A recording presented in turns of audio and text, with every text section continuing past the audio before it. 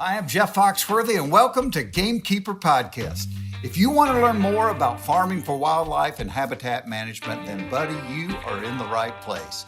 Join the Gamekeeper crew direct from Mossy Oak Land Enhancement Studio as they discuss the latest wildlife and habitat management practices, news, and, of course, hunting. There's no telling what you'll learn, but I'm going to tell you, I bet it's interesting. Enjoy. We're live in 3, 2, 1. All right, everybody, welcome once again, West Point, Boom, Mississippi. that's Turkey right. season is on the horizon. And it's kind of feeling good A out sunny there, I gotta Friday. say. What Gotta are we w- even doing here? We got a weekend of warmer temperatures, and the fish are starting to move a little better. And I see strutters in the cameras, and I'm glad we're talking turkey trees today. are starting to bud out just a little right. bit. I noticed that. Birds Dudley. are changing their Yeah, song that a little morning bit. song is a little cheerier. Love is in the air, Bobby. Yeah, Mike, your voice, you sound like you've been smoking cigarettes again. It's just drainage, I think. It's pollens in the air Yeah. as well. There's been some well, sinus stuff going around. Looking around the room, this is going to be a good one. Toxie, whenever we talk turkeys, we can't get rid of Toxie's always here to talk turkeys. Lanny is prepared today, I understand. I wouldn't say that. but Dudley's more smiling. prepared than usual. You speak blasphemy. Mac is over here fact checking. We've got Juan on the board. Juan, Juan is, and he's hitting look the at horn him for hitting them himself. buttons today. Juan Valdez, the coffee man. Yeah, Richie is floating around as a camera guy. Yeah. He's trying to teach Juan in Didn't case. I thought we hired an intern to help with this thing? Well, interns in there editing. Okay, that's good. Way to go, Richie. Intern down here, Mike, means Richie's grunt. Yeah, So yeah. poor guy gets all the leftover stuff he didn't want to do. I'm proud to know he's here. Yeah. Oh my goodness. Richie, So, you hadn't run him off yet. Wow. and then through the magic of the internet, we've got one of our favorite, if not our favorite, turkey guests. We've got Dr. Mike Chamberlain. He's a professor at the University of Georgia. He won some. What kind of fellowship is that? What is it called? You mean my endowment? I mean, Yep. what is it? Yeah, so I'm now the National Wild Turkey Federation Distinguished Professor. It's through an endowment that NWTF entered into with the University of Georgia to permanently endow my position, so that when I retire, the university is mandated to fill my position with someone that conducts turkey research. Nice. That sounds very You important. know, I would love to like poke fun or something right now because we're such close friends that I cannot. That is so cool that it gives me chill bumps because that is a it's very important. it's like a lifetime thing that'll span other lifetimes. Yeah. It's Well, so it cool. and is. he's the It's right the guy. gift that keeps on giving. Yeah, that's Yeah. like I had to say it. That There you goes go. back to all this I like stuff. it. We are so. I mean, just like planting trees is another example of that. It's like bigger than I'm gonna have some crab apples. I kill a big old buck over. It's like this stuff we plant will be alive, and we're gone maybe a couple generations. Yep. And that kind of stuff transcends just the everyday. So it's so cool. Plus, it's your life's work, and you've given so much. That's so cool. I hope it spreads to where other people get that idea to do it too. It is. It's this opportunity came about kind of suddenly last year, right before the convention actually, and the university agreed to contribute $250,000 as match, which is unheard of. And so NWTF and I had been talking about this for some time, for years, about the benefits of endowing a position, an academic position, which has never until now had never been done on a turkey centric Right. basis. And so through some generosity of NWTF board members and state chapters, we very quickly got to $500,000, which is what was required to create the endowed position. Wow. And as it's turned out now, we're now at 1 million, which All right. will allow the endowment to change. It will soon be the National Wild Turkey Federation endowed chair. Once it gets to $1 million, it's a chair position. So it's very very humbling. I'm tickled to death because, to your point, Toxie, it's a legacy. Because Big time. the reality of academics is that when I leave, the chances of the university saying, "Hey, let's go get a turkey person," unfortunately was highly unlikely, if not zero possibility. So the fact that now the university is entered into a contract, which is what this is with NWTF, when I do decide to step down and move on to other parts of my life, the university is going to be required to go and recruit someone who can do what I do. And the contract is very specific. It's very, very specific that the person has to be able to do applied research on turkeys. I'm assuming for now they would agree you have some input on that too. Yes. And/or approval. Yes. That's awesome. I know that part can't last forever. That's great news. You know, the other thing I thought about is I hope this, and us talking about it gets it out there more. And of course, our friends down the street at Mississippi State are such a great wildlife university where all about that. And what I was getting at is it seems like in today's world, any kind of SEC school does something, the rest of them are just monkey see, monkey do. Oh, we got to do that too. We got to step up. We got to, so I hope that whatever, Mississippi State, Auburn, Tennessee, name it, A&M. Yep. I don't Any care who land they are. grant. That's Any right. land grant. There are let 'em NWTF's take in conversation with a number of potential universities. The idea with these, you have to be a little bit careful. If you look at the way, say, the Boone and Crockett chairs work at different institutions, you have to. The ideal scenario is to identify regional, possibilities. A Northeast, a Midwest, and because what you end up doing if you don't take that approach is you end up with a bunch of these positions in a relatively small geographic area, and then you start competing with one another. Right. And unfortunately, that's just the way it works. So I know the desire from NWTF's perspective is to try to identify regional outlets for these potential chair positions, and if it can work out, and it's going to, if it can work out, I think what you're going to be looking at 5 years from now is an incredibly powerful shift, if you will, to where universities are mandated to prioritize studying this bird in perpetuity. And if that's the case, then there's going to be a pipeline for young people, for young scientists and academics to be trained to study this bird. And then there's going to be a long-term perpetual commitment to science focused on wild turkeys. And that it will be an incredibly powerful thing moving forward. Wow. That's great. That's awesome. Great for the resource. Well, we 100%. So yeah. we had Mike Pentecost and the Woodhaven crew in here today, and he briefly touched on the cause and the foundation, and we were kind of anxious to hear, where you are on all of this. Yeah. So I, as you know, because we've talked about this before, but the foundation that I created in Austin's behalf, we actually started doing our first mentored hunts this past fall. I had a cohort of 2 young men who were very close to Austin. Started out with those 2 young men because, to be honest, if something screwed up, it would have been nice to have close friends associated with the foundation to begin with. So we did 3 mentored hunts this fall. We did an archery hunt in Louisiana, which you can actually see if you go to YouTube and you search on Chris B. Chris is one of the foundation board members.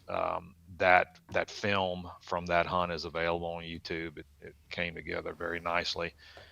We then did a pheasant hunt in South Dakota that's at an Angus bull operation. It's incredible the way that they sustainably manage for agriculture and wildlife on that ranch is pretty incredible. And then we finished up with a waterfowl hunt at Five Oaks in Arkansas, so that George Dunklin and his staff could mentor these young men as to how they manage for waterfowl, which is quite incredible. They have a cool story for sure. They do. And so the collective experiences really gave these young men something, tangible. They got to see the science side, the land management side, and the hunting was kind of lagniappe, if you will. It was a way to hook the experience. But the young men would resoundingly tell you that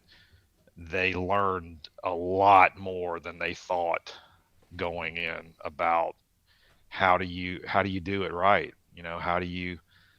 How do you set up a conservation and management program and do it based on science?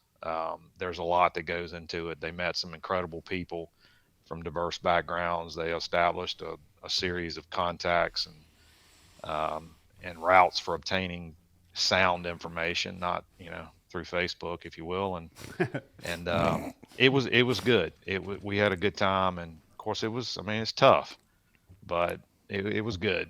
So yeah, fast forward to these calls. I actually I reached out to Mike and I said, look, would you be willing to make a couple of calls for the foundation that I could kind of use to publicize what I'm doing and why I think it's important. And he, of course, as Mike, he's such a wonderful man.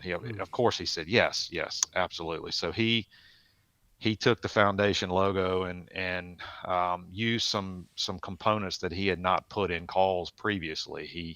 He made a box call that has a poplar base with these cool racing stripes on the side of it with a Purple Heart top.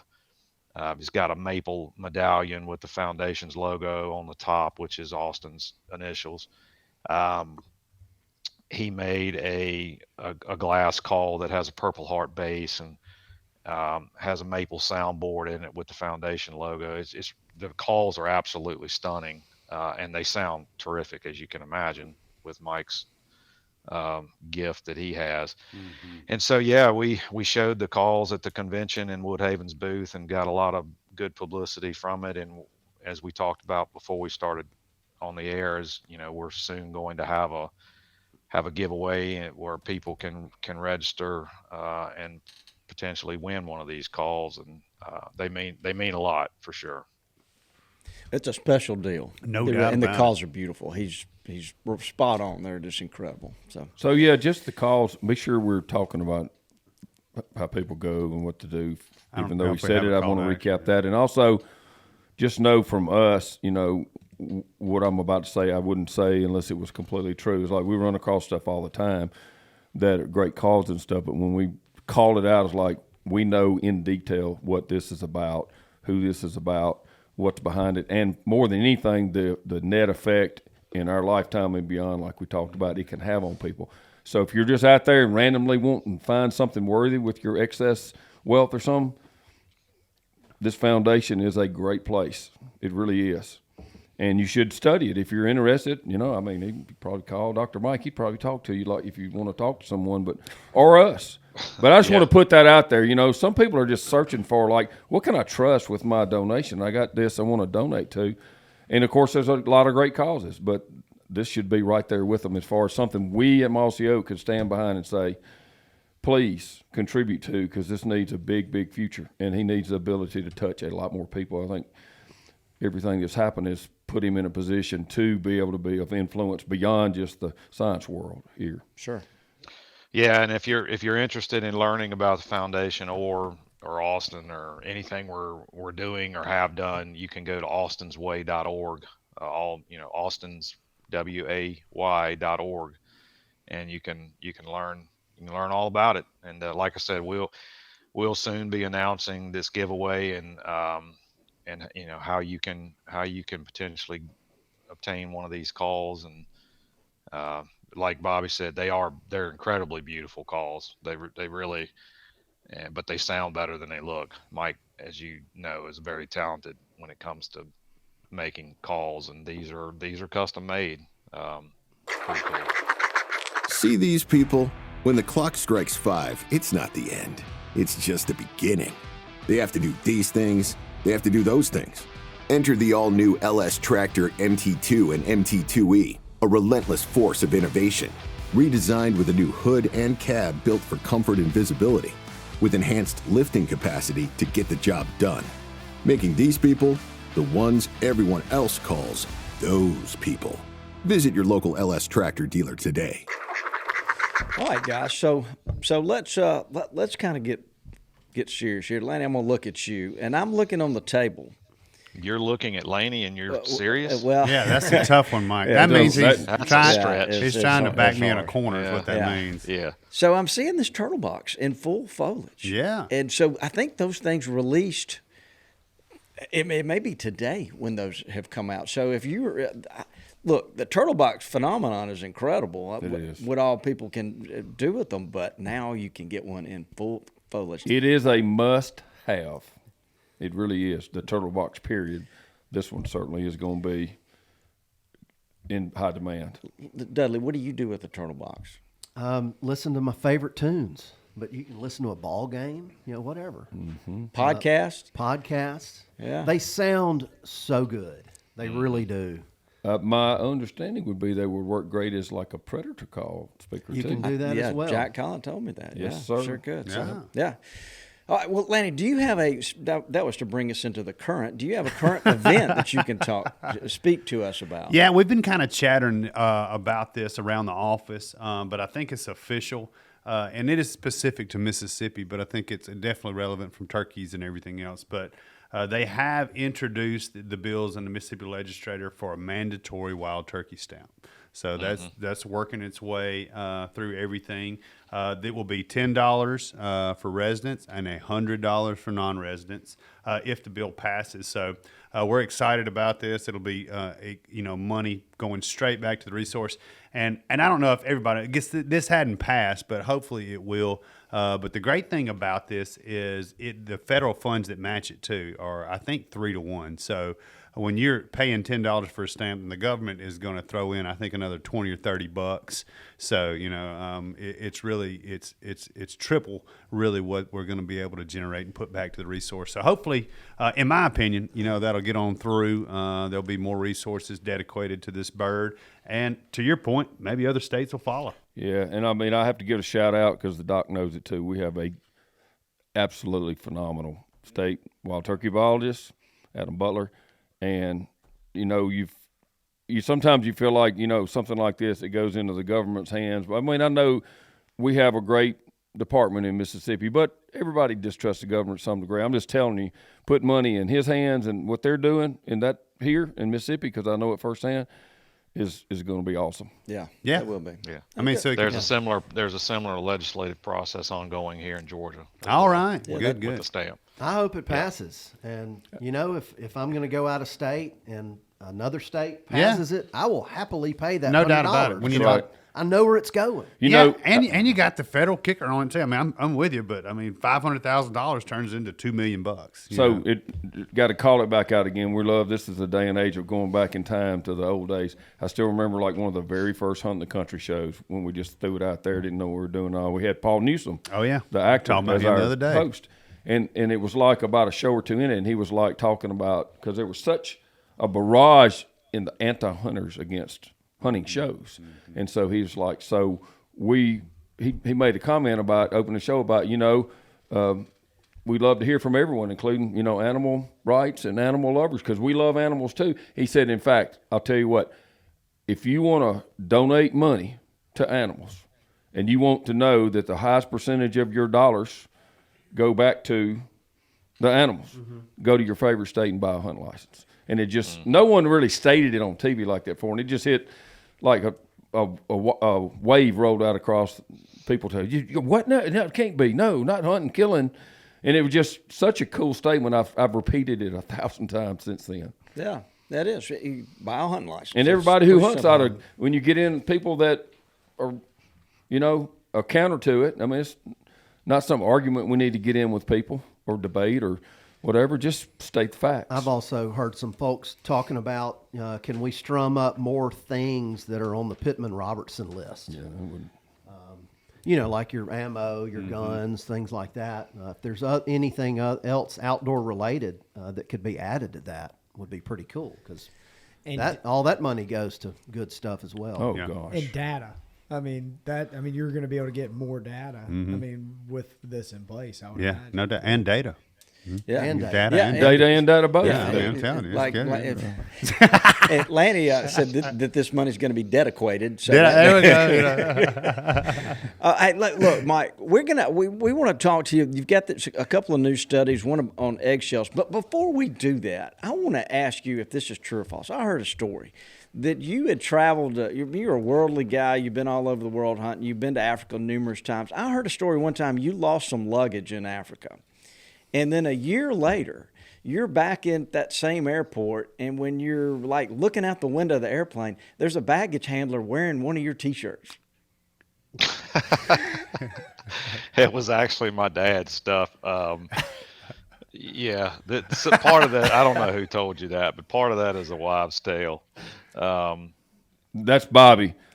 Over Never let the drama truth and get in the over way of a good story. sensationalizing That's the right. story. Work with He's me, done Mike. it. Mike. He's done it to me so many times. Yeah, we actually, God bless my dad. He went with me twice to Africa, and I don't know why or how, but both times his bag was opened at the airport and clothes were removed.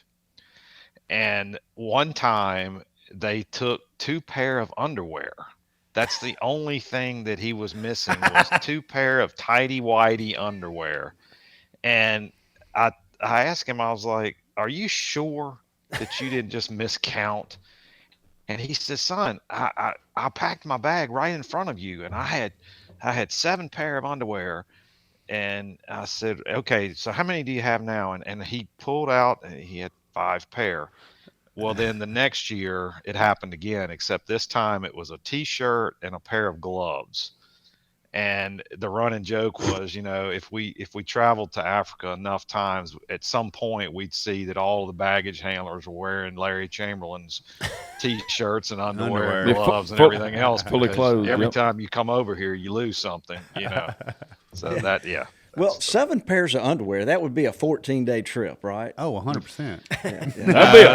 That's a 7-day trip, and even then you're cleaning some of your own. They'll clean your laundry for you, right? I mean, these hunting operations that you visit, they have young women that are great. They clean your clothes for you every day, but as well as I do. My dad was an older gentleman at the time, and if you said, "Pop, you only need 3 or 4 pair of underwear," he's still bringing 7 or 8. I mean, that's just the reality of who he was.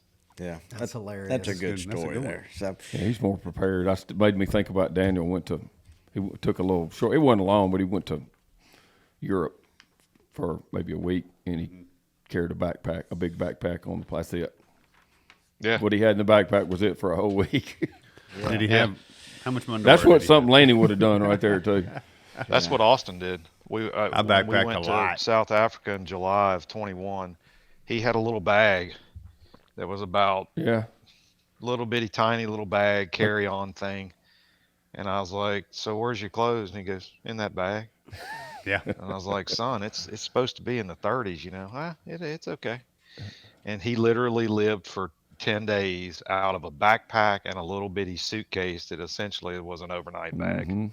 And here I am. I've got 2 bags packed full of crap that none of which I ever put on, or of course. I like to go light. I always I'm so want to have a small bag and not much luggage when I travel, and I end up taking too much every time. Of course, yeah. me too. I'm a mood dresser, so I never know what it's you going to be pack like. way Mood too dresser. much. Moot. Way too Yeah, much. you're a moot. You're a M-U-T-E mute He is a mute mood dresser. Okay, Mike, let's get serious. This eggshell genetics, and Very it is interesting. very interesting, and how nature can. I mean, the number of toms that are siren. What'd you say? offspring?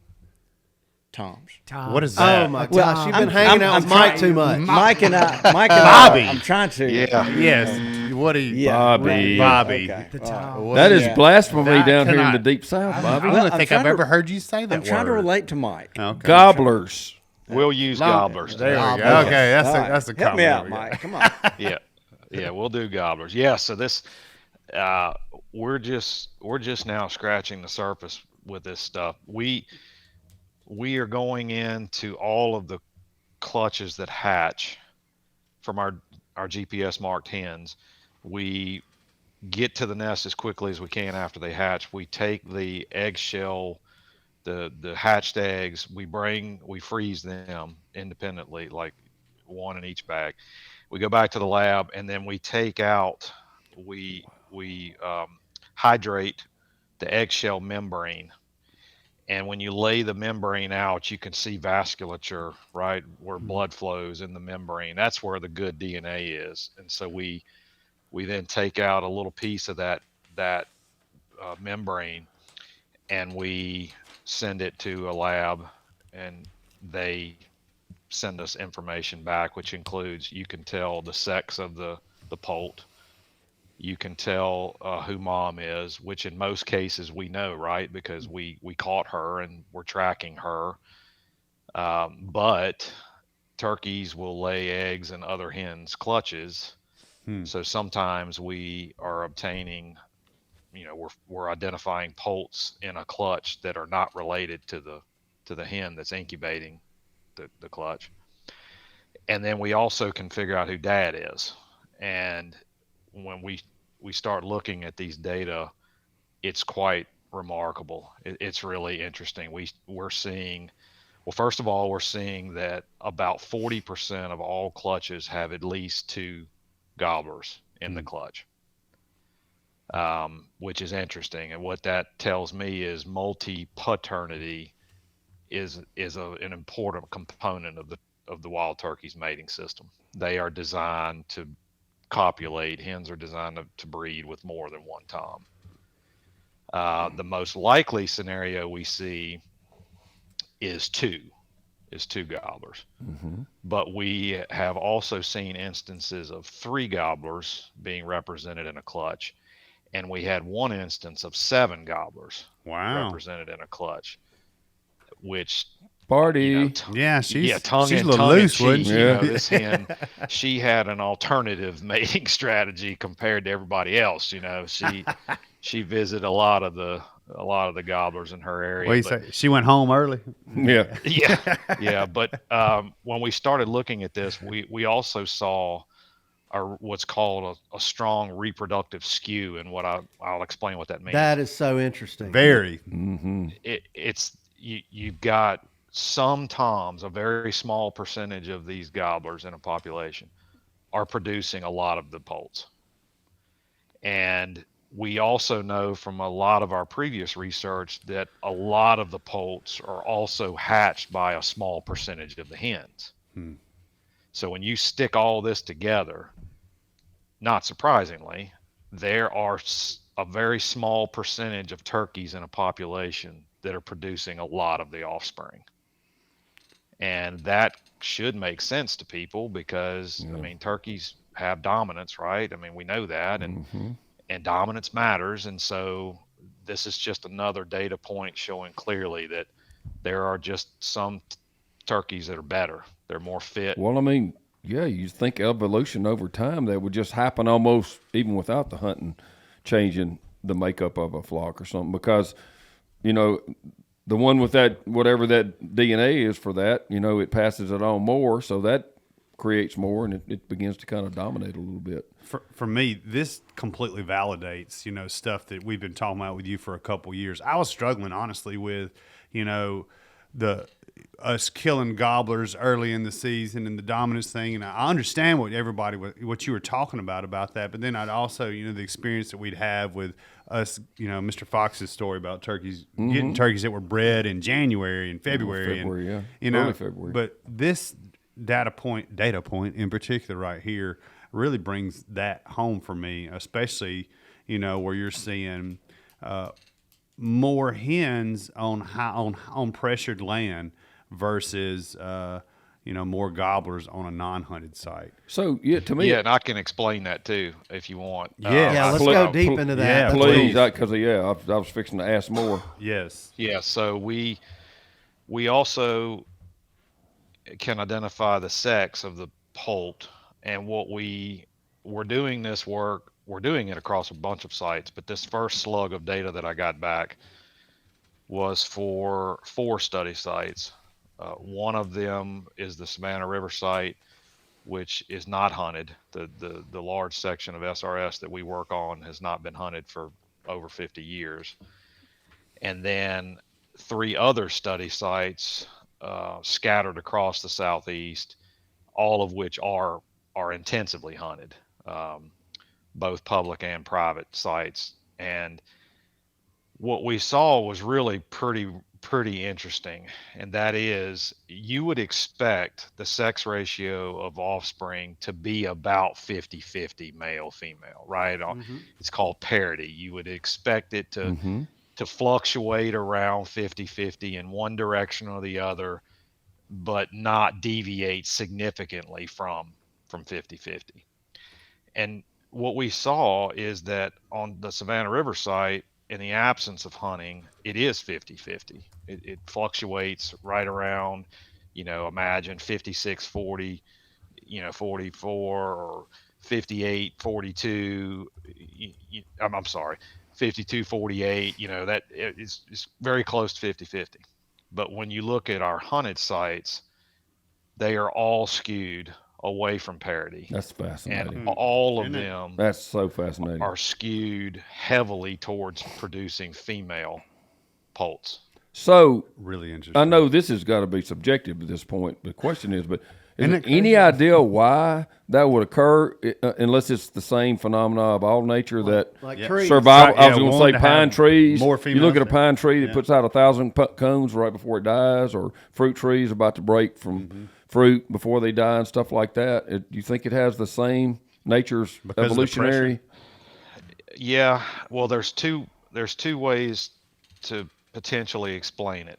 One is just it's an anomaly, and it's just something that is specific to this one. Well, you study just the site. thing that gets me. You said multiple sites, pretty much all of them. That's what got me saying it. Really, to me, almost can't do that. No, what I you're saying. mean is the one non-hunted site. I got you. being- I got you. Oh, being got you. 50-50.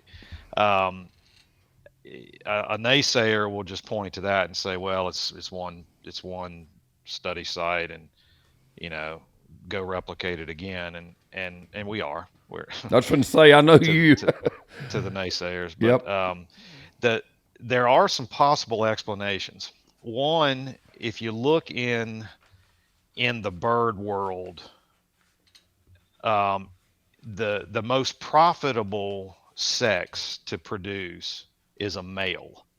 And if you think about a turkey, the most profitable offspring would be to produce a tom that ends up being a dominant bird, right? Because then you've produced something that is contributing to multiple generations. So if you're a hen, that's a guaranteed fitness advantage to you. But it's also much more costly to produce a male. Bigger offspring, more energy, more investment on the hen's perspective. And if you look in literature on other species, there's some information showing that if it costs a lot to produce an offspring that's not going to survive to be able to contribute to the population, then it makes more sense to produce the other sex. And if you kind of look at it from this standpoint of a turkey, jakes don't really breed, right? They're not really contributing much. So if you're a hen and you produce a male offspring, if he lives to be a 1-year-old, he really hasn't existed yet from a fitness perspective. He's not contributing anything. So he has to really live until he's 2 years old to enter into the breeding population. And we know that most harvest occurs as soon as the season opens, no matter when your season opens, right? If you're March 15th or March 25th or April 1st or whatever, most toms that are going to die the first week to 10 days of the season. And we also know that 2-year-olds comprise the overwhelming bulk of the harvest in every state. And if you then think about that, there's a segment of the male population that survives to be 2 years old but never contributes to the population in any way. They don't ascend to become a breeder. They're shot before they ever breed or breed to any extent, and therefore what we're seeing may be partially driven by that it makes more sense to produce a hen. The other thing that you see in birds and other species is females that are stressed in some way at the beginning of the breeding period will often disproportionately produce females. And I have to wonder whether part of what we're seeing on the hunted versus the non is simply maybe these hens, because they're having to kind of deal with us, and we're seeing very clearly that hens avoid risk associated with hunters just like toms do. They do some of the same behaviors. They move away from roads. They react to us. That maybe what we're seeing is also a stress thing, kind of a cumulative amount of risk that's causing this. It could be that. It could be a little bit of all of that, and it could be none of that. I just think it's really an interesting result, and interestingly enough, we're now in our 5th year of data looking at this data set, and it doesn't vary by year. It's the same every single year on every single site. Wow. And so what I'm talking about is not a law of averages where I'm throwing everything in a hat and saying this is what we see. It's the same trend every year on the same sites. Are there other species in the animal kingdom or whatever that has been, this has been documented in that you know of? Mm-hmm. Yes, there are. There are some other birds that this has been documented in. And interestingly enough, there is literature out there showing that females can adjust physiologically. They can adjust during the breeding season to change the sex ratio of their offspring. That's crazy. In Wow. fact, you see that typically in some species, you'll see that it changes as the breeding season progresses, that early in the breeding season, females may produce more of one sex, and then that changes through time. We thought maybe we would see that too, that early nest might be biased, say, towards males or towards females, and then later clutches would shift in the opposite direction, but we didn't see any of that. The only thing that we've seen that comes out as being relevant is whether the site's hunted or not. Really fascinating stuff to me, and I can't wait to get more data. I mean, Right. Yeah, yeah, sure. I mean, like you would think as much money is involved, like in the poultry business, and I'm really specifically talking about eggs. They would, when you hatch a chicken, you would want every one of those to be a hen because they're laying eggs. Mm-hmm. But careful about messing with Mother Nature. Right. But you would think they would have studied on it, like, do you incubate it at a little bit warmer temperature or colder to skew it? It'd be interesting to see if there's anything in the literature about that. Yeah, and I'm sure there is, Dudley. I'm not really up to speed on all the commercial reproductive work, that technology's got that going on anyway for them, for sure. It's just so interesting, like what tells, how do they, how is amazing. that communicated? I know. It makes it, I know. being a kind of a spiritual, spiritual person, it just seems like one of those faith things, but it would be cool to narrow it down and figure out exactly. I was thinking the same exact thought and feeling about Dudley. It is because my little saying from the first day we had the first podcast, I think, was that nature adapts. Yeah, it's what just is telling them to think do about that? It's beyond our possible chance to understand everything about how all of this works. It's unbelievable beyond our mind, symbiosis or whatever with all of nature and stuff, how that even happens. And so, yeah, like Dudley said, it's almost a spiritual thing, how things in nature adapt, and the fascinating part of science is continuing to learn about them. You know, Yeah, 'cause I mean, it's so vast and so it's crazy. Yeah, it is exactly. Yeah, but the little. So Yeah, it does kind of blow your mind. It does. This genetic stuff, I'm not a geneticist by training. I've what I've done, which I've done throughout my career, is I surround myself with people that are talented and that can complement my limited skill set with an extraordinary one. And the last few years, I've had to become educated on the genetics side.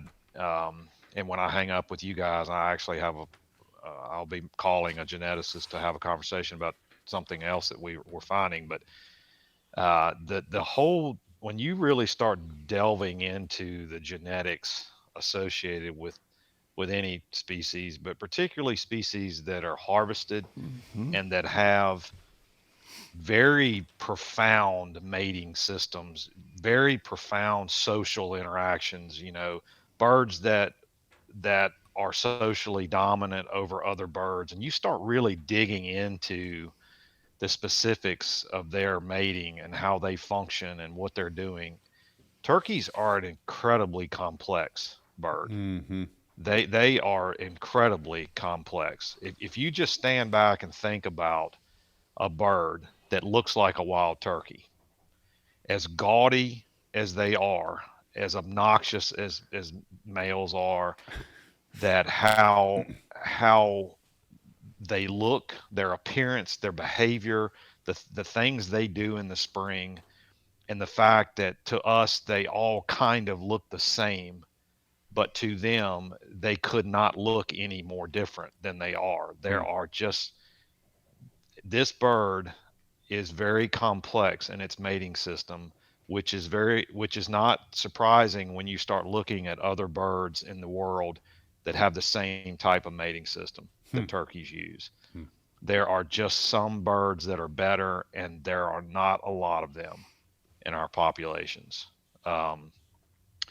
Another thing we're seeing with the genetics that's also causing me pause, and I'll be curious to see as we continue testing samples if this bears out to be true.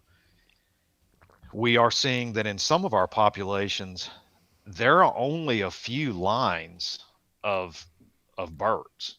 Like, there may only be a few lines of females in a population. In other words, everybody can be traced back to a couple lines of hens. So they're not very And- genetically diverse. Yes. Fred Yes. Pringle's turkeys. Yeah. Could be. Yep. No, it could be. And that's causing me pause. If it ends up bearing out that's more common, let's say, than we've thought, that maybe, in some of our populations you can genetically trace back to, well, gosh, all of these birds that are here are coming from a couple of genetic lines. Well, you guys know as well as I do, that can be problematic if everybody is traced back. Absolutely. Well, look at the To a Florida couple of panther. lines. The Florida that's right. panther's a good example, huh? Yeah, and I have to wonder too. When we were doing restoration, we navigated around the genetic, the lack of genetic diversity, because we were introducing hybrid vigor in our populations, Right. because we were releasing new birds everywhere. Good old heterosis. Yeah, and I wonder if, and this is complete, speculation and a hypothesis based on what I'm seeing with some of these data. I have to now wonder whether some of the issues that we're encountering, at least locally in some populations, can't be traced back to a lack of genetic diversity. That as things have changed through time, and maybe we've had some lines of turkeys die out, right? And maybe Killed out, some of our populations had 5 lines at one time, and now they're down to 2. And if that's the case, is that part of some of the issues that we've seen? Is just genetic diversity issues? I don't know the answer to that, but that's something we can that we can address. And in fact, I have some ongoing work that we'll announce very soon that, looking at broader genetics across the species range, and maybe we are seeing diversity issues pop up in some local populations. And if so, then the question becomes, what do we do about it?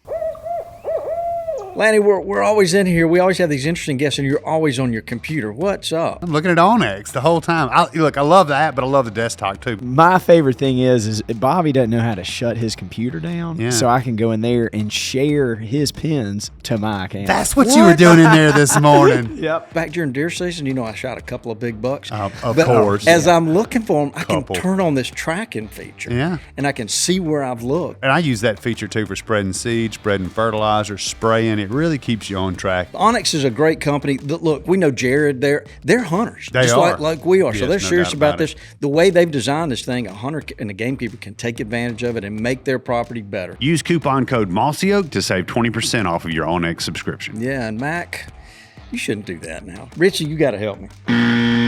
Okay. Hey y'all, Jim Ronquist here with Drake Waterfowl and Old Tom Turkey Products, talking about some of the new lineup for this spring. One of the more popular is the SWT collection, or Spiderweb Technology. This is a highly breathable micro vented stretch fabric for maximum silent mobility with a durable water repellent finish that'll keep you cool and keep you dry and keep you going in the spring woods. Be sure and check it out at a dealer near you or drakewaterfowl.com/Old Tom. Yeah, it's so important that we end up with the quantitative proved research, vetted and so forth. But at the same time, it is a lot of it. I think personally, I was thinking about, you said that you don't know this yet, you're speculating. Well, I think it's very healthy and it's a lot of fun to speculate, but you have to say you're speculating, and for it to be that way, because where we get in the trap is we speculate and act like it's some kind of, or my hunting camp did all this, so it's law, and all that. But what this is totally speculating, but it does fit into the things you've taught us in the last years and today is that. So, and I was going to ask you this anyway, I think everybody will be interested. We're seeing improvements in some areas, and I'm seeing some improvements, and we're all talking about it around here. And so when you listen a little wider, it's obvious it's not just me because I manage better or something too. It's happening kind of all over, it sounds like. And I listened to Adam's report on the state of Mississippi. I think we're in our third year of a much healthier hatch, especially last year, I think was almost a record or tied for one. And so I would just, this is just, I would love, first of all, just make a bookmark and comment on that in a minute and what you're seeing too. I'm always going like, what all this stuff, what can be actionable from what we've learned already? Or, not just for me personally on what I'm doing there. And it just seems like when I'm talking to people, what I was getting to, I'm talking to people that have, really intensively managed. That's one thing. And they're, they may be trapping, they may be improving habitat, and they're, having better food source available and all the things. But almost to a person I can think of, and this is like into the dozens maybe, and they're saying their things have kind of turned around more. They have become way more mindful of their harvest. And I was just thinking, just pure statistics, if there's just a few of those gobblers, right, wrong, or different, whether it's the boss or not, you are proving that it is a fewer number of gobblers that do most of the breeding or most of the offspring, right? Yep. So if you shoot less gobblers and you shoot less gobblers early, you're just statistically going to have a better chance at that turkey. Boss turkey or not, whatever those numbers are or proof is, I'm just saying it seems like if people are just simply because a closer to 1-to-1 or so, or 1-to-2 gobbler to hen ratio is healthier, it just seems like the people that have been mindful of like, I'm just going to try to get my population healthy where I've got a lot of birds instead of worrying about how many I kill, are having better success raising them now. Now, maybe that's just coincidence too, but it seems to coincide, and it fits perfectly with what you're telling us. I think you just see, in many cases, you're seeing over the past 4 or 5 years, just a tremendous swell of awareness of what we're doing as land stewards or not. And how we need to be more careful and thoughtful and deliberate in the way that we're conserving not just turkeys, but our natural resources in general. I think I think you're just seeing in many cases just a tremendous swelling of awareness that we're all kind of in this together, and if we can all do our part, whatever that part is, to ensure that we're contributing to sustainability. And to your earlier point, Toxie, yes, I don't think there's any question. If you look across a number of data sets right now, populations do seem to be improving in a number of areas. For instance, Arkansas, the last several years, has seen upticks in harvest and in production. In fact, that began immediately after they made regulations changes back in 2020. You see states like Louisiana that have trended. Louisiana has trended upwards in harvest and productivity for 4 years now. That's in a great. row. That is such And good news. those are two of the states that you've kind of heard the worst things about. You had, in the last exactly. few years. Yep. Exactly. The last 2 years here in Georgia, we've seen the highest nest initiation rates that we've seen since I started studying turkeys in Georgia. And what that means is that the highest percentage of hens that are attempting to lay clutches, and that speaks clearly right there that their birds are trying to be more productive. And so if you have higher nest initiation, even with the same nest success, you're hatching more turkeys. So, now you've got multiple states that where you're seeing a positive trend, and that, we will just all pray that continues. And we all know as a group, turkey populations are going to ebb and flow a little bit anyway. Oh, yeah. They're going up and down, up and down, up Absolutely. and down. But as long as, if the downs are as low as we're going, and now we're trending upwards, knowing we'll still have some bad years, but if those bad years are better than the worst years we've had, then that causes me a lot of optimism that maybe we've been to our dark day, and we're headed back in the right direction now, knowing we'll never get back to where we were. But if we can get to a higher population level than where we've been, and we can sustain that, more importantly, then I would be tickled to death. Yeah, We all would. Yeah, it's what you were talking about. I thought about it is so different than, say, the duck thing. It's because I've been thinking about it more and more lately. But it's always been true. It's up to each of us. It's not something we just look at you as leader in research or the state governments or the national government or whoever. It's up to us as just call what we call gamekeepers, which is anybody who has anything to do with a piece of land, whether you lease it or own it or it's in your backyard or whatever you can do. And I feel like, having gone through the pain in a lot of areas, people that love this bird so much like we do, and then having this, it's almost like for me, I was old enough to witness the quail thing. And all those years of what the hell happened, and Bob just not even really putting their finger on it, and it's just scary. And I'm just saying, the fear of that, I feel like in the mindfulness of today I just spoke of, that as we get the population back, maybe, and hopefully even better, that everybody will not take it for granted and will not do like we did before. And it's like, hey, it doesn't matter how many you kill, let's kill them, because they're just growing like crazy everywhere. Just don't worry about it. Go enjoy yourself. And, because it has to always be born from the critters and what's best for them, and then we hunt around that. And for us, we're just trying to help people learn that we are the ones that take the responsibility for doing all this stuff wherever we have a piece of land. And guess what is happening? I get tickled now from the first days. David Hawley, which you know well too, with Mossy Head Properties. And so he is so good at keeping up with stuff, and he'll occasionally start sending me maps. And he sent a couple of years worth comparison of optimum condition burn dates, and the little fires. You go to at least Alabama, they made it in a lot of states, and the map will just pop up where people got burn permits And all over lighten the it up state. over there, yeah. And it used to be like, if you called in the middle of the day, you would still get permit number 21 or something. And now you're like into hundreds and hundreds. And some days it looks like the whole state of Alabama is getting burned. And I know good and well this mindfulness of today, thanks to you and many other people, is helping that a lot. Yeah, it's awesome just stepping out of the office during the day. Yeah, this past week we had our been hazy and smoky. our annual conference for Mossy Head Properties we held at Mississippi State at the Cotton Mill Center. And so when I stepped out at noon after the first day, it was like a fog on the whole campus because they were burning down on the refuge. You know where all that is anyway. So it smelled like a controlled burn all over the campus.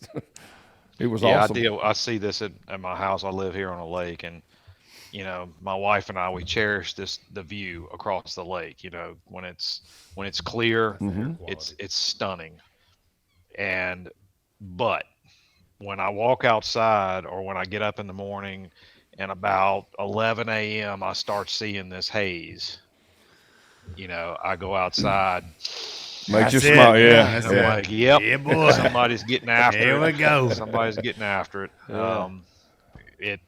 I'll take the negative impacts on the view across the lake to know that somebody's positively I don't impacting. know. It kind of makes for a better sunset. It amplifies. It really does. Yeah.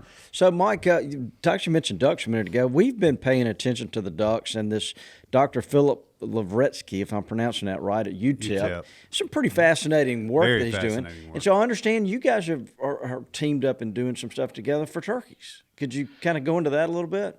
Yeah, sure. So we're about to announce anyway, to back up, Phil is instrumental in helping with some of the work I've already talked about. But we're about to announce a collaborative effort. If you're familiar with Phil's duck DNA program, through a collaborative effort with University of Texas El Paso, where he works, and Ducks Unlimited, we're about to announce a partnership that's a collaboration between Ducks Unlimited, the National Wild Turkey Federation, UTEP, and the Wild Turkey Lab that I maintain, where we are going to solicit participants to submit tissue samples from wild turkeys, very similar to what the duck DNA program, which is focused on two things. It's focused on evaluating introgression of game farm mallard genetics into the wild genome, if you will. And it's also focused on identifying hybridization issues, mallard pintail cross, gadwall teal cross, whatever. And so if you look at the duck DNA program, they're using it to do two things: to one, figure out what these hybrids are, and then to also evaluate this issue with game farm mallards. What I want to do is, one, I want to focus on a broader genetic assessment across the wild turkey's range. That's a 2026 project, but the 2025 project that we're about to announce is we're going to ask hunters who harvest turkeys with odd plumage, with odd feather coloring of any kind, to request a kit just like duck hunters do when they harvest a duck with odd plumage, and submit those samples to us. We cover postage and everything, and we're going to then evaluate genetically what those birds are. And that's going to allow us to do two things. One, it will allow us to map natural plumage variations in wild turkeys and better understand, where plumage abnormalities pop up. What do they look like? Are they true smoke phase birds, red phase birds, melanistic birds? What are these birds that we're seeing? Or are they part Narragansett? Or that's it. Yeah. That's exactly, or are they part farm turkey? Yep. And so what we can glean from these odd plumage birds, one, we can understand, are they truly wild birds? And if they are, what do they look like? And if they're not truly wild, what are they? Right. Where'd it come because, from? Yep. Yeah, what would you, so if you look genetically, you can cluster domestic commercial birds into a cluster. You can cluster wild turkeys into a cluster.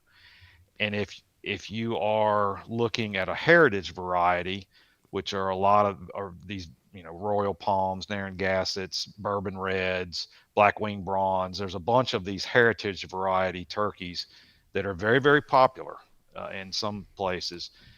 Are those cluster between a wild turkey and a domestic turkey because that's how they're developed. They're crossed. A wild bird is crossed with a domestic bird, and then those crosses are line bred and crossbred to produce the perfect plumage patterns you see on a royal palm or a Narragansett or a bourbon red or a bourbon buff or whatever it is. And the reason that I'm personally very interested in this, and so is NWTF and DU, is that what are we seeing when we see these odd plumage birds? What are they? And if they're wild, that's one thing. But if they're not wild, what are they? And how did they get there? Like, are these potentially heritage birds that are feral, right? Are they becoming feral in some areas, which is what I suspect is occurring based on my own observations. These birds end up assimilating into a wild flock, and they become a wild bird. They're just feral. So anyway, we're about to announce that, and if you look at the Duck DNA program, if you follow them on Instagram, you'll see it's called Duck DNA. It's called Duck DNA. Yeah, and so we're about to announce wild turkey DNA. It will have the same business model, the same look and feel. We already have an Instagram page created, and we'll use that same model where we engage with turkey hunters. We ask turkey hunters to help us collect the samples, and then we tell you what you've harvested. And I think I'm really looking forward to it, because I think it will be a way for us to engage turkey hunters in a way we haven't previously. Help us collect science, help us understand what we're seeing in this bird. And then hopefully this first year goes well. And if it does, then the plan is to roll out a broader effort next spring, where we have hunters do like duck hunters are doing. They actually register through the program. We'll send you a kit, and let's say Dudley gets a kit with 3 vials in it. Every time Dudley kills a bird, he puts a piece of the tongue in a vial, and you ship it, postage paid, and we can evaluate some of these issues we've talked about with genetic diversity and some of these things that we've discussed.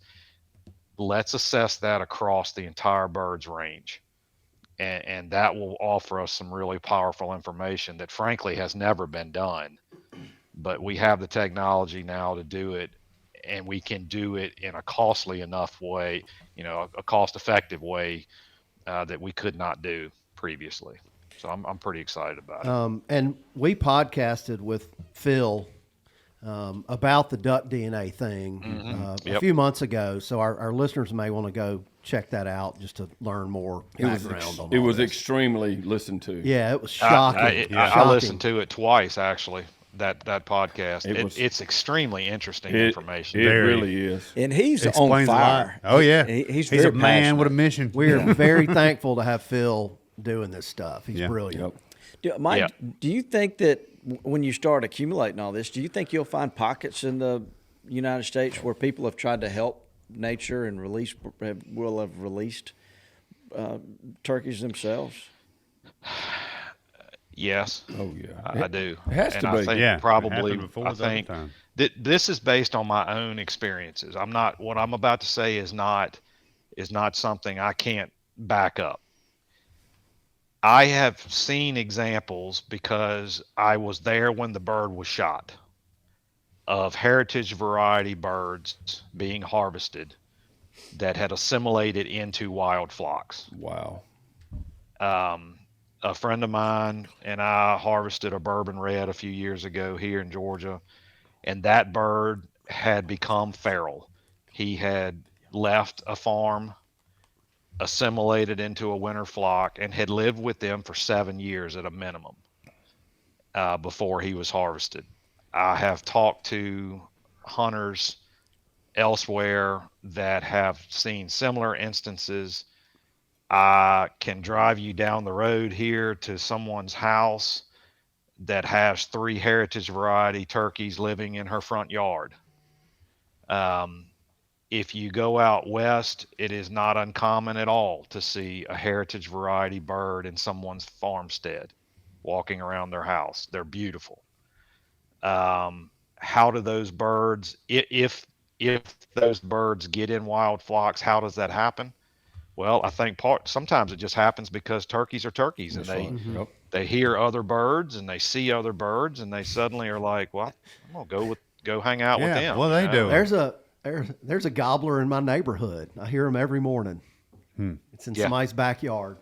Oh, we got a picture of a bourbon red, and I've got just south of here. Yeah, I've got a buddy that's an archaeologist, and doing research. You read all these old newspaper clippings and things, and he was telling me about somebody that had a bunch of turkeys, which is and traveling through what is now a refuge, but this guy was traveling with 70 or 80 heritage turkeys, and taking them to market, and sleeping in the refuge overnight on the way. So I mean they've been on the landscape, that's for sure. Yeah, interestingly enough, so I have Lovett Williams's library. Lovett's family, Lovett's daughter Heather. If you don't know who Lovett Williams is, you should if you're a turkey hunter.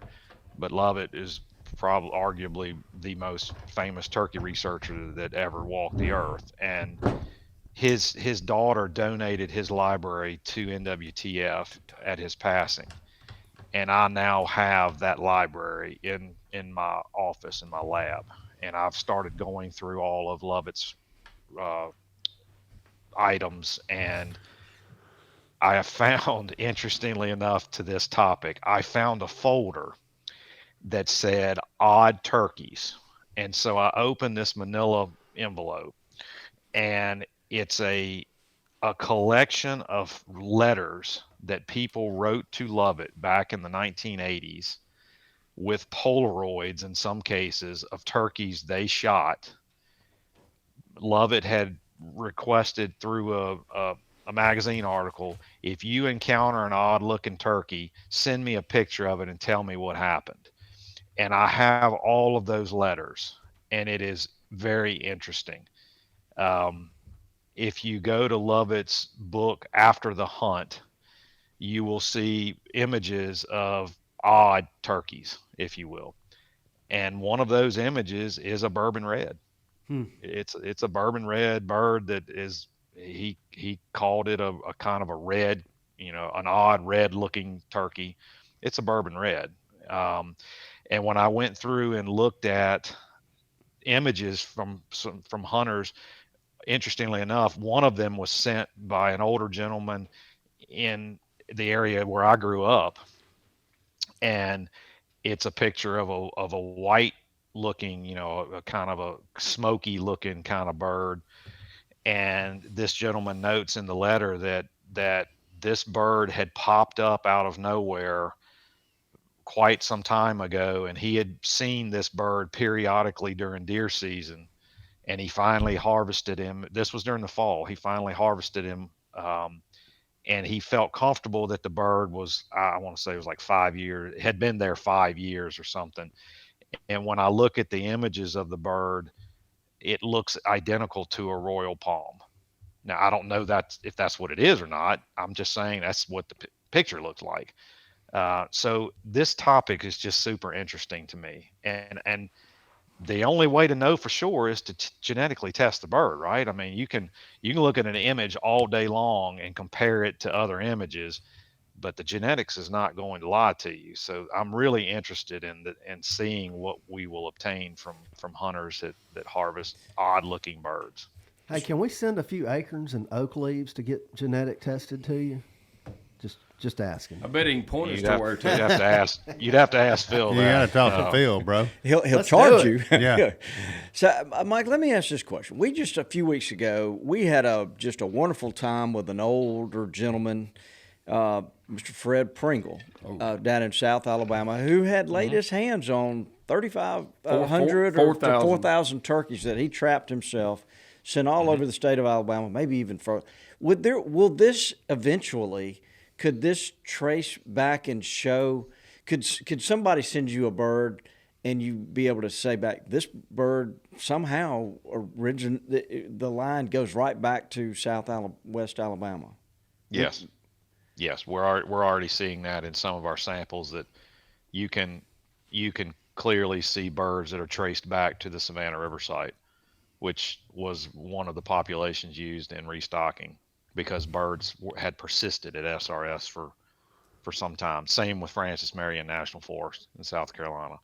Yes, you will be able to trace back to the origin of some of these populations, which is really fascinating. It is And really that's back to fascinating. the lines. You know, Yeah. we end up seeing that some lines are just better. Who are they? Mm-hmm. Right? If there's just some lines of turkeys that are better, that are more fit, more persistent through time, where'd they come from? Mm-hmm. Let's go get some more. I'm going to do it. Look, I don't know if this is true or not, Mike, but just go with me here. Uh-oh. But occasionally, Here we go. through Drama, the years, drama. You Here have to we go. inject drama Just into go everything. with me. well, through the years, Bobby. we've heard these stories about the legend of the old Mossy Head, Oh, here we mossy go. headed turkey. Yeah. It's 12 or 13 Where's years- Holly at? Where's Holly? So if somebody does encounter one of these, A true mossy head that native they think is a mossy head, let's wild make turkey. sure they get in touch with Mike and we get the DNA on this thing. So just so you know, it's 100%. There is a moss-headed turkey, because I've seen them. I've killed. Now they may be nothing to them, but just by chance. Right. But they are distinctly different than your average turkey, and I've seen quite a few of them. Mm-hmm. Now, even where I grew up hunting, where they all came from, you didn't see that all the time. Like that flock of birds in that couple of counties down there were all like Mossy Head turkeys, even though the eastern turkey pretty much came from there. But it does occur. I've only seen it from Sumter County, Alabama, back south. I'll say that, and around like the part of where Bent Creek hunts, all down through there. But I've seen half a dozen, 8, and 12-pound. Long spurred, usually older turkey, but not always. Could be a 2-year-old. And just the only thing I would say at all, I've run across a couple that I've killed or people with me, it was like they gobble their brains out. Mm-hmm. But other than anything else physiologically, I couldn't tell you, other than they were very small. And the feathers came all the way up on top of their head like a hen, and they had real fuzzy, like a toupee almost on top of their head. Mike, toupee. Mike, are you? I can't see you right now. I can't. You look like you I can't froze see up. you But- A very hen almost head, although it was clearly a gobbler and everything too, but very different than killing one in, say, Missouri. Very, very different. That big, huge bulb head, So are there any subspecies that you don't see the different genetics in nearly as much? Like, do you see, with Osceolas, are they? Yeah. Do you not so see that weird the phase? last time, and that's part of what I'm interested in as well, is that question. Yeah. The last time a range-wide genetic assessment was done was around 2000. That was published in 2002. Wow. By a lady named Karen Mock. And what she did is she obtained samples from the core of the historic subspecies ranges, right? So, Texas Rios, Colorado Merriam's, Right. she tried to get birds that she felt were true source birds of each subspecies. And she found that, as you'd expect, the Goulds, the Merriams, the Rios, and the Easterns all clustered very separately from one another because they're all isolated from each other. There are places that are not there. There's no turkeys at all. Like there's no Easterns or Rios in this band. There's something separating the subspecies, although they do hybridize. But what she found was that Easterns and Osceolas were genetically the same. Right. Makes total sense. Yeah, it does.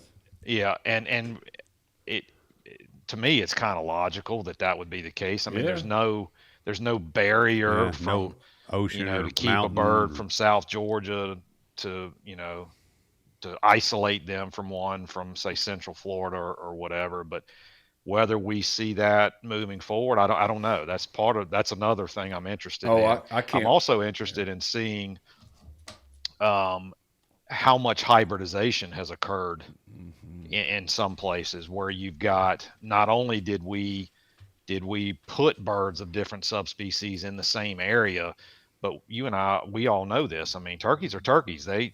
They're all the subspecies may be different, but they're all the same species. Right. And so are we seeing areas of the United States like Nebraska, for instance? The data out of Nebraska recently published showed that every bird they tested was a hybrid of some kind. Every bird had genetics of multiple subspecies present. I'm interested in that as well, just to see, from our restoration efforts, because I have the restoration records too that NWTF has maintained. So, where birds were released, how many were released, where were they released? Can we go back and see where we restored birds? Maybe you'll be able to see that genetically in the signatures of certain populations. Yes, all of these birds assimilated genetically, and are those populations behaving or functioning any differently than our other populations? Does that make sense? No, Where you've got a ton of hybrid Yes. vigor, are those populations different in any way than what we see in some of our strongholds, if you will, of a certain subspecies range? That's another interesting question we can get at now.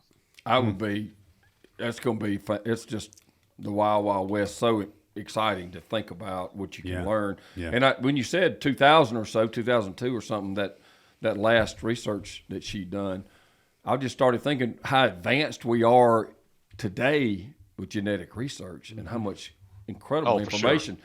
Yeah. So what's going to be fascinating to me is like the Eastern turkey itself, honestly.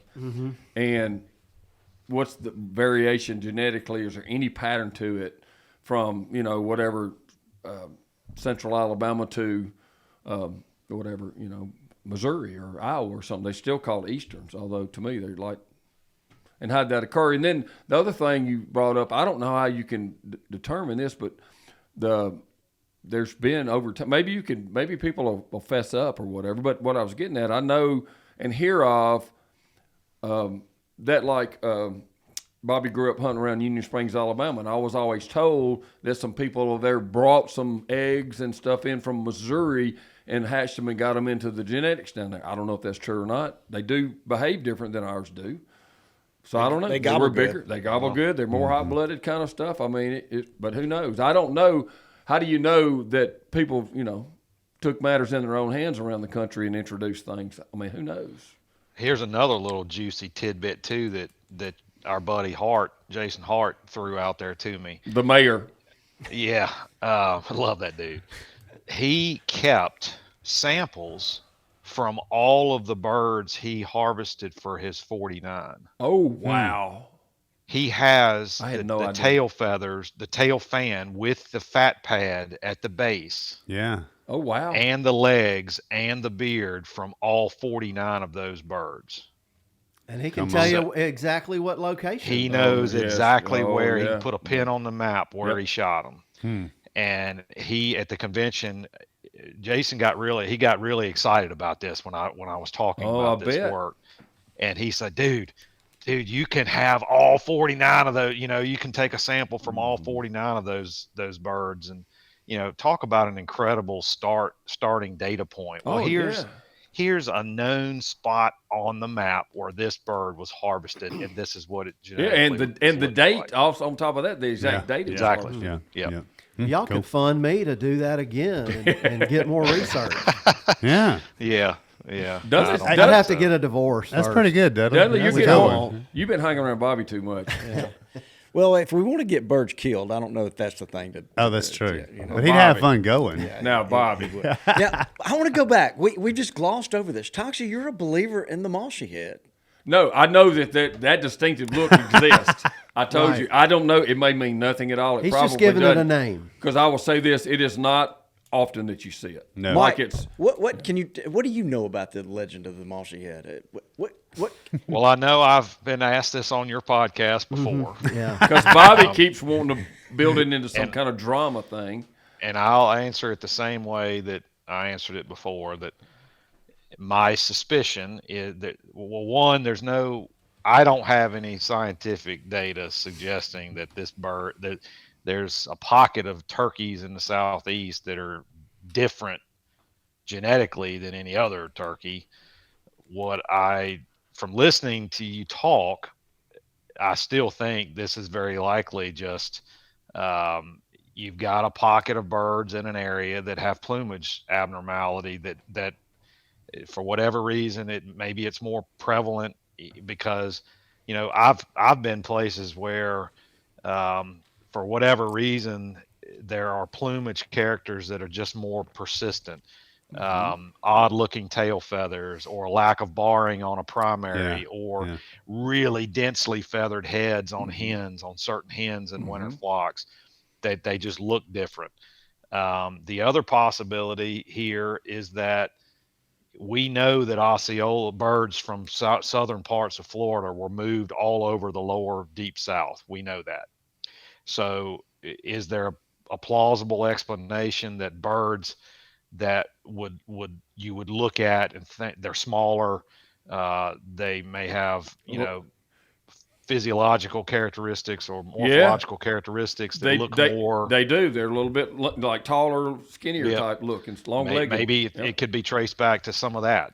Maybe you had birds moved like that. Totally speculating, but that would be my feeling when I've been around that. The other thing is that maybe there's a mix across like the Florida Panhandle up into parts of Alabama, maybe Georgia and the Mississippi too, that's like a blend of traditional Eastern and Osceola, although I think it may be that they all originated from the Osceola too, but it's just that's clearly no speculation.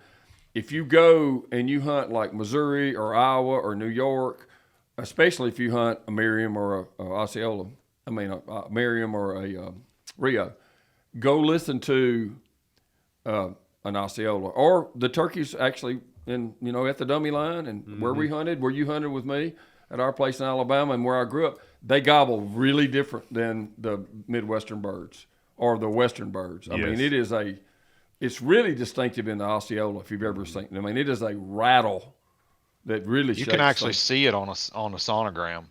I posted about this before on my Tuesday post. You can actually see a difference in the gobbles from a Eastern versus other subspecies. I mean, it's obvious on the sonogram. Yeah, and so what I'm saying that rattle, Dave Owen was hunting with us a couple, and he was like, "Wow, those turkeys, man, these turkeys know how to gobble. Oh my gosh, he got hot-blooded." But not just that, it's just such a It's like screaming at it you. is. And the only place in the world I've ever heard it besides hunting down through here is in Florida, and they're all like that in Florida. Very rattle to it. So I don't know.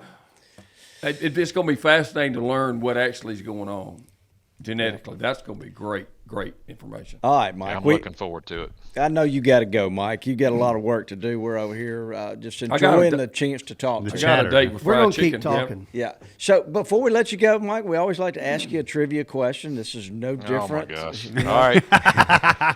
I have kind of tried to get out of the Smokey and the bandit lane. I think we may have abused that a little bit. So Richie, I'm gonna hand it over. Right to Rich. here, today's listener that was a winner, LJ Hunter. LJ Hunter. I don't know if that's a friend of yours, Bobby, or not, but No, they're not. I mean, they're a How many listener, but, usernames can you make up, Bobby? yeah, this isn't me. Okay. So LJ Hunter won a 2-pack of Duke dog-proof traps. Oh, Man. nice. Those are handy. Nice. Yep. So, all right, Doc, here we go. What are some of the purposes of the snood on a wild turkey thought to be? One of the big ones is simply attraction. Snood length is as the snood becomes engorged with blood, it gets longer. It conveys attitude. It conveys sexual attraction. So to you're hens. telling us after all this time, size matters, right? Yeah. I knew somebody was going to say It that. was coming. We're probably Yeah. going to lose our liquor license now after Mike says that. So. There's also some research out of Ole Miss back years ago Say what? showing Who? that snood length was a positive fitness metric. In other words, birds that had longer snoods were more attractive. They had lower parasite loads, so they were more fit.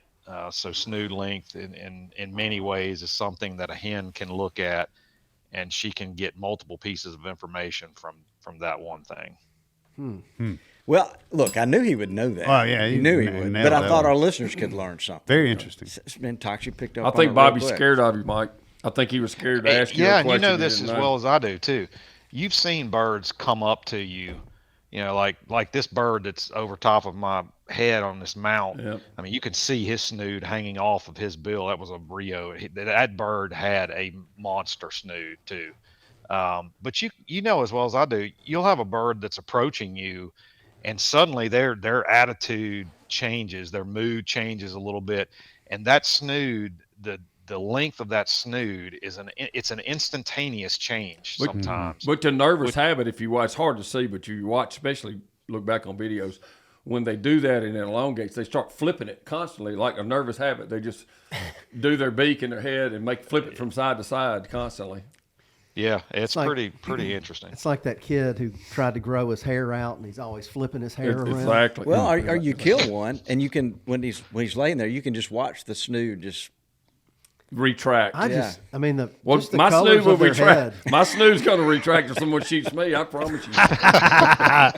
That's not unusual. Yeah, we won't even go there. Let's keep We're on heading looking in the for it. wrong direction. Yeah.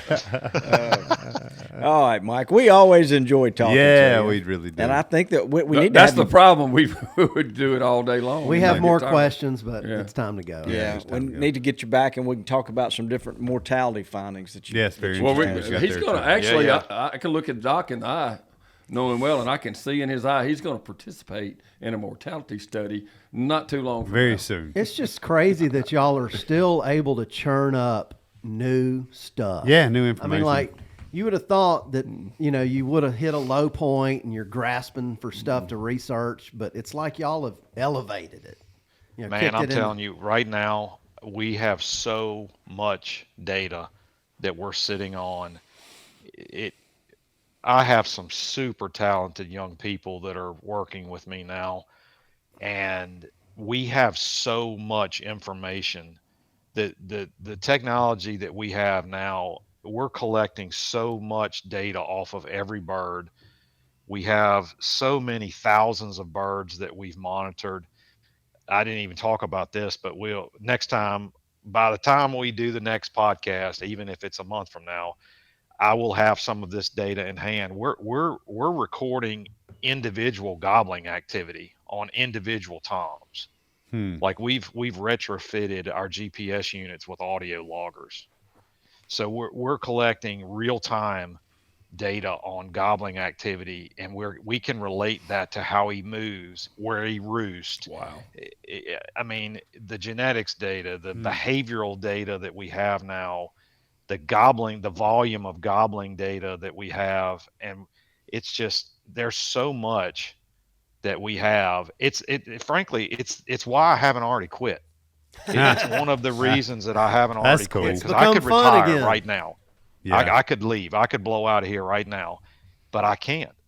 There's so Much much to do. left to do, Yeah. and it's so interesting to me, and I it's my passion. So, we're just, Dudley, we literally we are just scratching the surface on some of the things we're doing.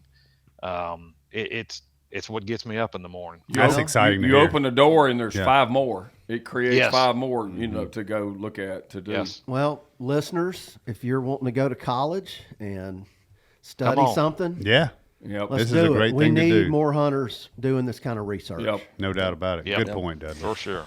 All right, Dr. Here, Mike here. Chamberlain. And guys, they probably already know about it, but you're the at Wild Turkey Doc on Tuesdays. You put out some great information. That's a great Instagram thing to Yeah, follow. got the Wild Turkey Lab.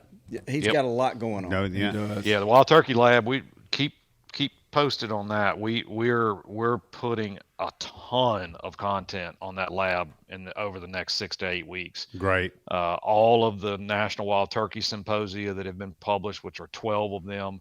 Wow. All of those symposium will be uploaded to the Wild Turkey Lab with layman summaries of what every article ever published means. Oh, that's What good. they found. We are about to upload a ton of short video content. Think literally 30 to 90 seconds of, you pick a topic. You hear about brood habitat. Well, this is what brood habitat looks like. I'm Yes. standing in northwestern Kentucky. It's this date. This is what brood habitat looks like, and here's how it was created. And showing people visually what these things we talk about. Well, what does that look like, and how was it created? And the feather tracks on a turkey, or the subspecies differences in plumage. All these things. We're going to start firing a bunch of this content out on Wild Turkey Lab so people can, in very short snippets, can get a piece of information that resonates with them. Picture's worth 1,000 words, as you know. So the dream of this for you and us with you was always to all this information as much as possible to make it available to that's everyday people, not only hunters, but that's really important, but the caretakers, the gamekeepers.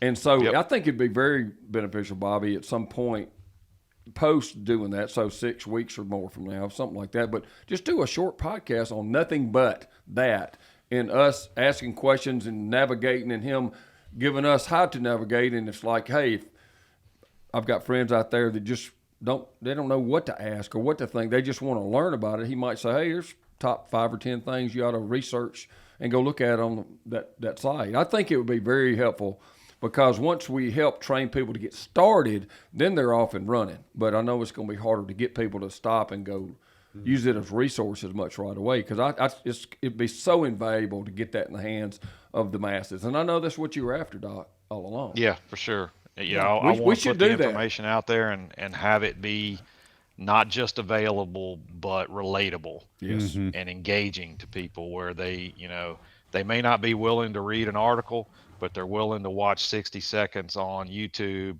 or on Instagram with me showing them, this is, for instance, again, this is brood habitat, and here's what it looks like from a turkey's perspective, 8 inches off of the ground. Yep. Here's how it was created, and here's where I'm at. That type of content that people can just get in 60 seconds, they can get to take home and they can move on. Sounds good. You need to come see us this spring, Mike. Maybe we can Yeah. break day together. I keep hearing this, remote noise about a rematch thing going on. So maybe it's time to set a date for that. Yeah. I don't know what to think of that. What's a rematch? Yeah. A rematch If is that- you had a match and it's time to rematch again. Yeah, we need to- Yeah, if that rematch involves me taking a do-over with a Yeah, didn't you duff a shot when you Yeah, came Why that's y'all Dudley. bringing Yeah, I did old that. stuff Dudley, up? I didn't say that. No. Yeah, Dudley. yeah. Look, I upgraded my firearm now. I'm not saying a miss is not going to happen, because misses happen, but that negatively affected me enough to I know it cause did. me to leave that trip, make a call and say, I need this gun. Hey, my buddy at Vortex, hey, can you send me this site? Man, I cannot let this happen again, much less on Toxie's property. Yeah. No, it didn't. I mean, look, it's going to happen. It's It's gonna so happen. heartbreaking for me too, but it's going to happen. What does Mr. Fox I say know what in he that says. situation? Oh, he always, I think I told you that the lightheartedness. Whenever I was a kid and missed one day, Never he would always such a pat me. truer statement. He'd say, "Son, I mean, you'll be fine. You'll get over it. About 20 years from now. Yeah, exactly. Yeah. Well, it's been, 2 years, and I Yeah. haven't gotten over it a damn bit. So. Yeah, Dudley talks about it every day. Well, I know. Of course, he brought it up. I miss turkeys all the time. Yeah, he's used to I it. tell you what, since that day, I've missed several, and I'm not used to doing that either. So I guess that's age. I have not, and that is good. Yeah. It makes you be more careful once you. Oh, it sure does. I mean, I It actually sure had that does. happen last year where one came on a place I own. It was a dream hunt. Several turkeys were gobbling. Flew down, gobbling their brains out, steps out in a wide open road, like a log road, but there's nothing in the way at all, in perfect distance. Boom! And I just get up to go get him, and I look up, and he's just standing there still. Whiff. Walks off, starts gobbling again. So I know I didn't even touch him. And I mean, I've never. What did I do? What'd you do? Like somebody picked the pellets out of my gun. So it happens. Yeah, it does. There was no excuse for me. All right, Mike, we enjoyed it. Yes, sir. Thank you for what yeah, you're doing. man. So- Good talking to you guys as always. Keep up the good work. Oh, Yeah. Hope yes, to sir. see you Absolutely. soon. Yep, we're cheering for you, and we hope we see you soon. So, looking around the room, I think everybody's about ready to go eat. Why don't Yes, why I'm don't going you to say go eat. goodbye, Dudley. Goodbye, Dudley. Get us out of here, Richie. Thanks for tuning in to this week's episode of the Gamekeeper Podcast. And be sure to tune in again. Subscribe to Gamekeeper Farming for Wildlife magazine, and don't miss the Mossy Oak Properties Fistful of Dirt podcast with my good buddy, Ronnie Cuz Strickland.